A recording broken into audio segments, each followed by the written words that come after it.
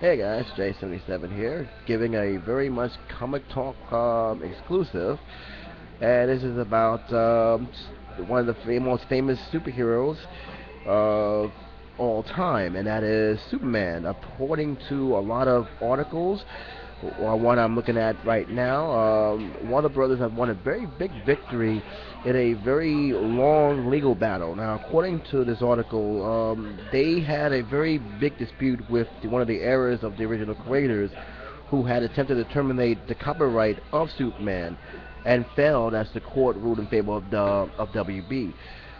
This similar incident occurred concerning Superman's other co-creator, the family of, I believe, Jerome Siegel.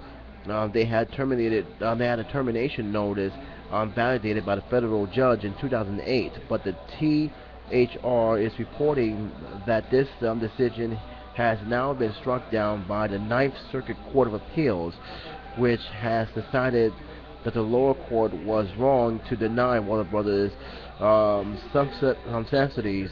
DC Comics, I believe, continued that it had to deal with the 2001 with the estate of Siegel.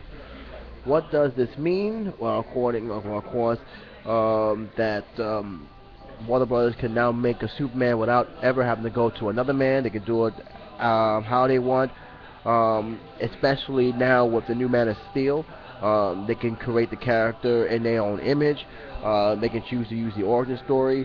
That was not always the case because they had to get to the third party to get approval of how to make the character, whether or not it was alright to even use the word Clark Kent. That is no longer the situation now. The fallout of this as well is they can make the character that many fans may not be too happy about.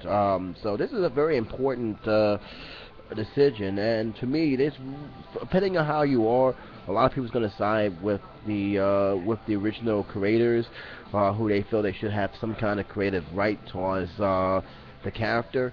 A lot of people's going to side with Warner Brothers because they feel that they are the ones who is pimping out the storyline, keeping the storyline alive, and they should have, especially if they already had it to begin with, they should have that legal right to do so. Also, keep in mind, we don't know how long the copyrights is given to Warner Brothers. It could be 20 years, 50 years, 100 years. We just don't know. It really all depends on how long they have actually licensed that copyright all the way down to now. One thing we do know, they have full rights. Uh, it's a very big decision, and a very interesting one, considering that the Man of Steel is set to be released on June 14th. Um, on the darker side, I don't know what the response is for the heirs of the estate.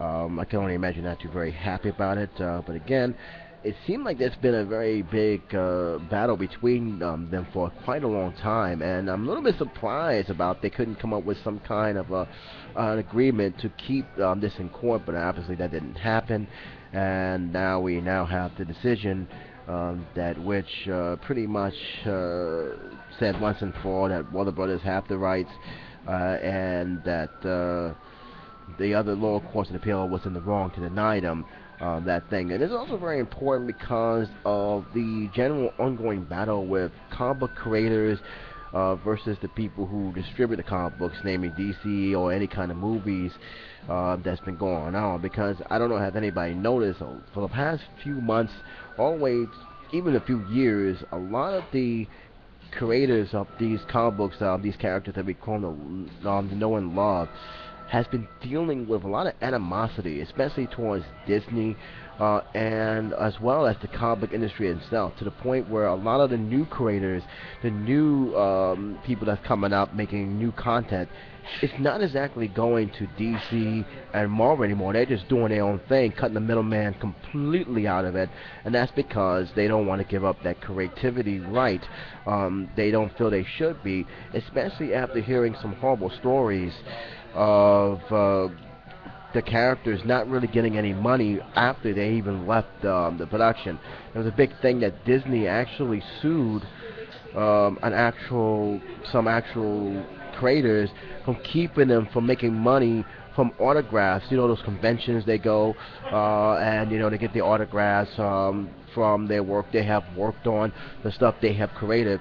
Disney actually took them to court and won, which means they cannot no longer make any money off that, and that is a very huge loss and a big blow because that's where some of these creators are making their bread and butter now. They have no rights, they have no control of that anymore, and to me, that's one of the downsides of no longer having control of your own work. Once someone else has it, it's no longer your work. It's their work, and they can decide what to do with it and what not to do with it. And you begin to see that a lot more, the dark side of going to these big companies to the point where a lot of people who are great storytellers and great drawers and great creators of telling a comic book story or just doing their own thing, and have no regret of doing their own thing. I did a review of a comic book just recently as a favor to a person who runs a burger joint as well. I told him I would do a review and post it up. And one of the main reason why he did that is because he wanted to cut the middleman. He wanted to do his own thing and promote his own thing. It's not an easy task, of course, but it's something that I admire and deeply respect because it's not easy, especially in that kind of field. It's not easy to put your work out there, but he's doing it, and he's doing it on his terms, and by the same time keeping everything that he worked with, the characters, the writing, the creative design, everything very very close to home to him. Not many characters can do that, and these are as a result of it. So again, it's something to keep in mind when you read those comic books that the characters who originally created them no longer have that creative control of them, or don't even get a percentage of these characters every time they're being used. They just once they're done, once they give it to that company, that's it. That's the end of it. I mean, and that's pretty much unfortunate. And we are seeing the backlash right now of that. Without being said, 'cause I pretty much almost went off the rail here. A big victory for Warner Brothers. They have won they have won a very long bitter case with the errors of the action comic book superhero Superman. And I will leave a link to a couple articles so that way you guys can check it out yourself and give your own opinion. So what do you think about this? Do you think it's a good thing, a bad thing that they don't have to go to the creators to create a Superman movie or even a property of Superman in any link or form? Do you think that the ruling was unjust? Let me know. I'd like to hear your opinion on it. But until then, this is J77 saying take care, be safe. I will talk to you soon.